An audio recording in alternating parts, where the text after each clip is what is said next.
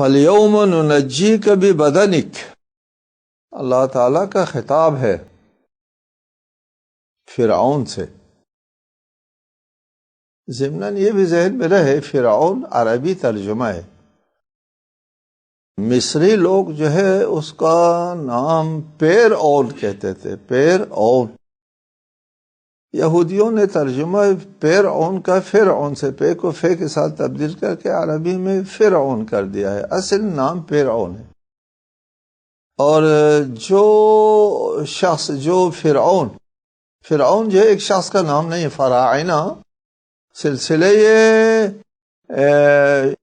شاہان مصر کا نام ہے، جس طرح ساسانی اور قیاصرہ ساسانی وغیرہ جو ہے وہ ایک سلسلے شاہان کا وہ نام ہے۔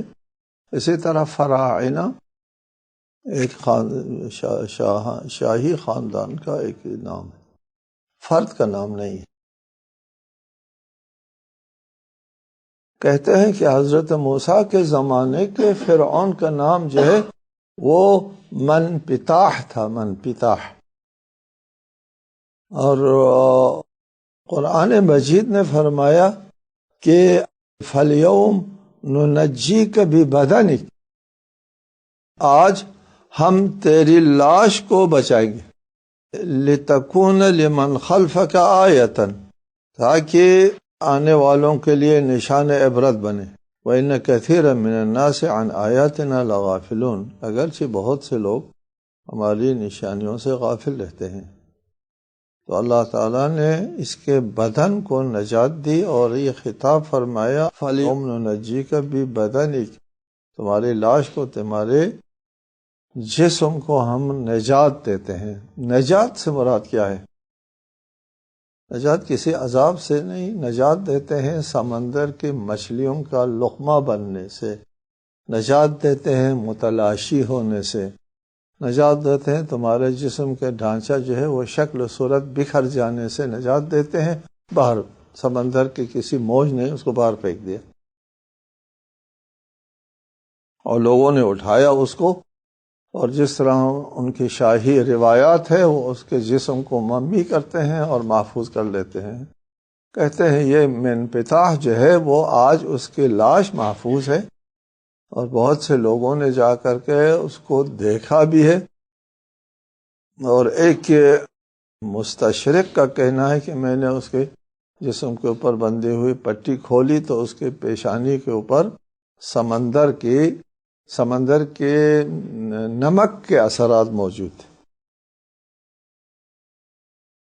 تو اس سے اور دیگر ہے وہ ان کے اس میں عجائب گھر ہوتا ہے ادھر مصر کے، اس میں محفوظ ہے آج۔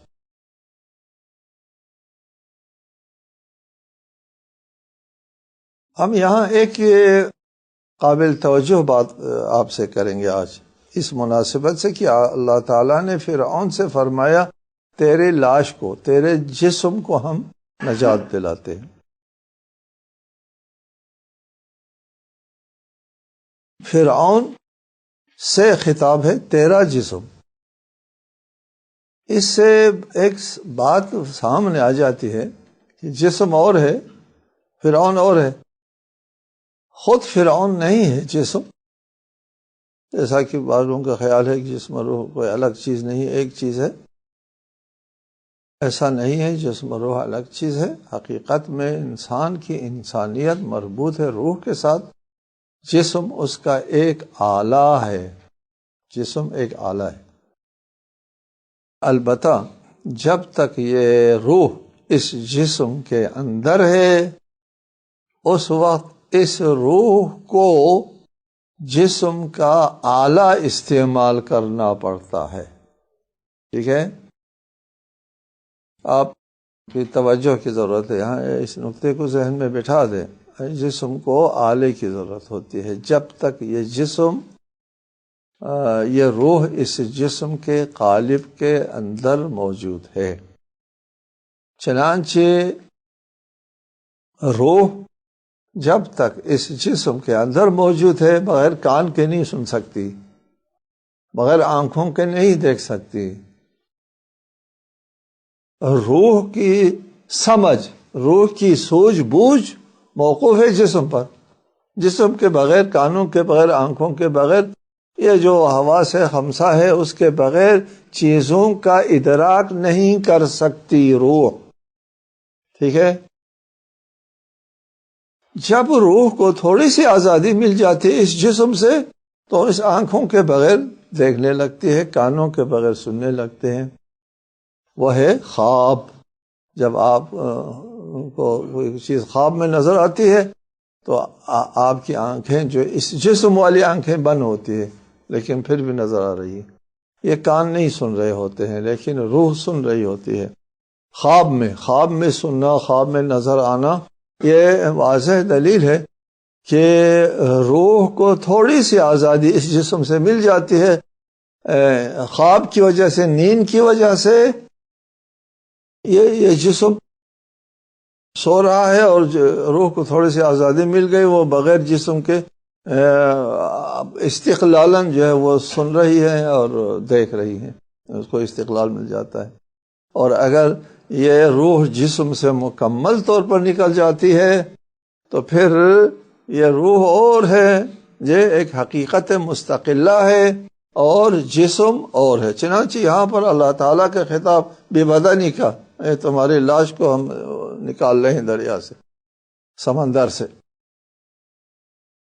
اس کے لیے ایک اور چیز، اس کو سمجھنے کے لیے کہ جسم اور ہے، روح اور ہے. یہ بات آج کل کے سائنسی ابجد الفباتا میں ہے، ابتدائی تعلیمات میں شامل ہو گئی ہے کہ انسان کے جسم جو ہے وہ کئی 100 ارب سیلز کے اوپر موقوف ہے. ہر سیلز کی ایک عمر ہوتی ہے، سیل کی عمر ہوتی ہے کہ اس عمر میں وہ سیل جو ہے وہ ختم ہو جاتا ہے اور اس کی جگہ خون نیا سیل بناتا ہے. اسی طرح ہمارے جسم کے اربوں سیل روزانہ گر رہے ہوتے ہیں اور بن رہے ہوتے ہیں.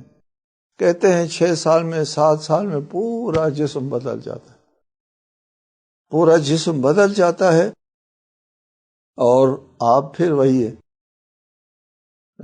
جس وقت آپ کی ولادت ہوئی تھی اس وقت سے لے کر 60-70 سال کی عمر میں یہ اس انسان کا جسم کئی بار مکمل بدل گیا. اب وہ نہیں ہے، جسم وہی نہیں ہے.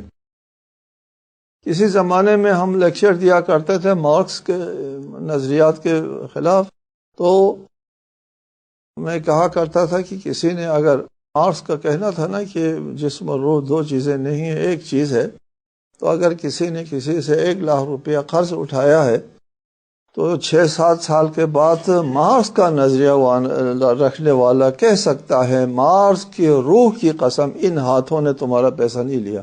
جس ہاتھوں نے پیسہ لیا تھا، جن ہاتھوں نے، وہ اب نہیں، یہ ہاتھ تمہارے پیسے کا مسئول نہیں. اگر جسم و روح ایک ہے تو پھر وہ جسم نہیں ہے تو وہ روح بھی نہیں ہے اور وہ حقیقت بھی بدل گئی.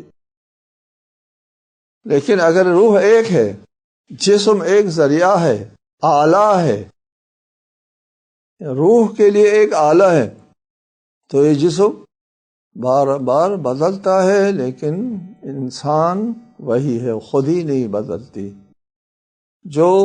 جو بدلتا ہے وہ مادی ہے، جو نہیں بدلتی وہ روح ہے. واضح ہے، نہایت واضح بات ہے آج کل. اور قرآن کی اس تعبیر سے فَالْيَوْمَ نُنَجِّيكَ بِبَدَنِكَ، اور تمہارا بدن کہنا یہ تمہارا مخاطب اور ہے، بدن اور ہے.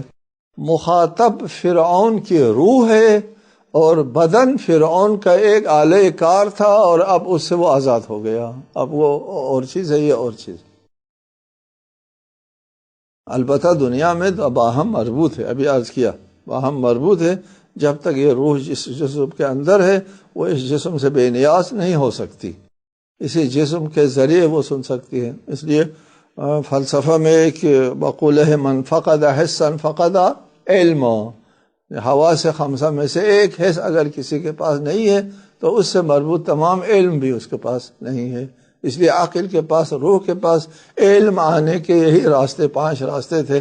ایک راستہ بند ہو گیا تو اس سے مربوط تمام علوم بھی بند ہو گئے۔ یہ براہ راست نہیں سمجھ سکتی تھی روح، یہ حواس کے ذریعے سمجھ سکتی ہے جب تک یہ حواس جسم کے اندر موجود۔ فَالْيَوْمَ نُنَجِّيكَ بِبَدَنِكَ لِتَكُونَ لِمَنْ خَلْفَكَ آیَةً، تاکہ نشانی، آج کل نشانی کے طور پر وہ فرعون کی ممی موجود ہے، اس کا جسم لاش موجود ہے، اور نشان عبرت ہے دنیا کے لیے۔ وَإِنَّ كَثِيرًا مِّنَ النَّاسِ عَنْ آيَاتِنَا لَغَافِلُونَ، اس کے باوجود کہ وہ فرعون، وہ رعونت، وہ سرکش و طاغوت اب ایک لاش ہے دنیا کے لیے، تماشائی کے لیے ایک لاش ہے، اور اس سے زیادہ نہیں ہے۔